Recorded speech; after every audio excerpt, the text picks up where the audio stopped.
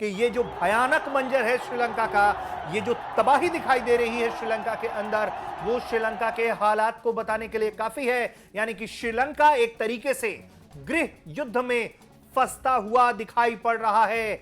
सबसे पहले वहां से जब जनता बगावत करती है तो श्रीलंका के जो राष्ट्रपति हैं वो भाग जाते हैं। गोटबाया राजपक्षे देश से फरार बताए जा रहे हैं और बाकायदा तस्वीरें जो आई हैं, जो वीडियो सामने आए हैं, उससे पता चलता है कि नौसेना के जरिए वो कहीं चले गए हैं, निकल गए हैं देश छोड़कर, और देश में जो आक्रोशित जनता है उसने उनके घर पर कर लिया है कब्जा। जो तस्वीरें हम आपको लगातार दिखा रहे हैं कि किस तरीके से, एक तरीके से इस वक्त श्रीलंका बनाना रिपब्लिक के तौर पर दिखाई पड़ रहा है। और अब इसके बाद खबर है कि श्रीलंका के जो पीएम थे उन्होंने भी इस्तीफा दे दिया है। रणिल विक्रमसिंघे ने इस्तीफे का ऐलान कर दिया है।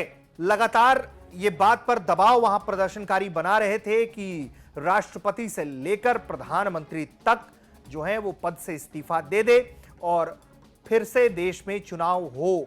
श्रीलंका में जो आर्थिक हालात हैं उससे जनता बुरी तरीके से त्रस्त है।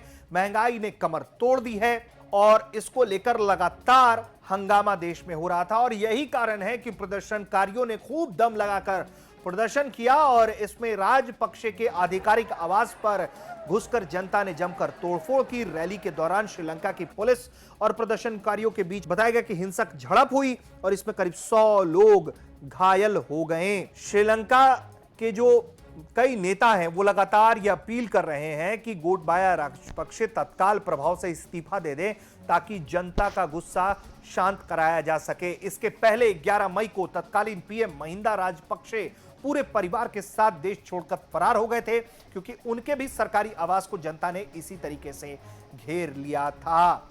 अब बताया यह जा रहा है कि जल्द ही इसको लेकर अब नई कार्रवाई श्रीलंका के अंदर दिखाई पड़ सकती है। श्रीलंका के राष्ट्रपति के खिलाफ जबरदस्त विद्रोह दिखाई पड़ रहा है और जो भागे हैं जिस तरीके से वो और घर पर उनका कब्जा हुआ है, जो प्रदर्शन पूरे देश में हो रहा है वो वाकई में चिंताजनक है। और यही कारण है कि अब बताया यह जा रहा है कि पहले जो मौजूदा सरकार है उसमें अब सबका इस्तीफा हो जाएगा। पीएम ने भी इस्तीफा देने का ऐलान कर दिया है, राष्ट्रपति भाग ही गए हैं। तो अब ऐसे में बताया जा रहा है कि ऑल पार्टी मिलाकर एक सरकार बनाई जाएगी 30 दिनों के लिए और फिर श्रीलंका में नए सिरे से चुनाव होंगे। जनता अपने पसंद के नेता को चुनेगी और फिर उन्हें जिम्मेदारी दी जाएगी कि आप श्रीलंका को इस बदहाली से निकालिए। इस पूरे हालात पर भारत लगातार नजर बनाए हुए है, बहुत क्रिटिकली देख रहा है क्योंकि भारत का एक तौर पर स्ट्रेटेजिक पार्टनर भी है श्रीलंका और हर सूरत से, हर तरीके से श्रीलंका को भारत मदद दे रहा था। अनाज देना हो, तेल देना हो, लाइन ऑफ क्रेडिट देना हो, सब कुछ दिया गया है भारत की तरफ से ताकि श्रीलंका को उभारा जा सके।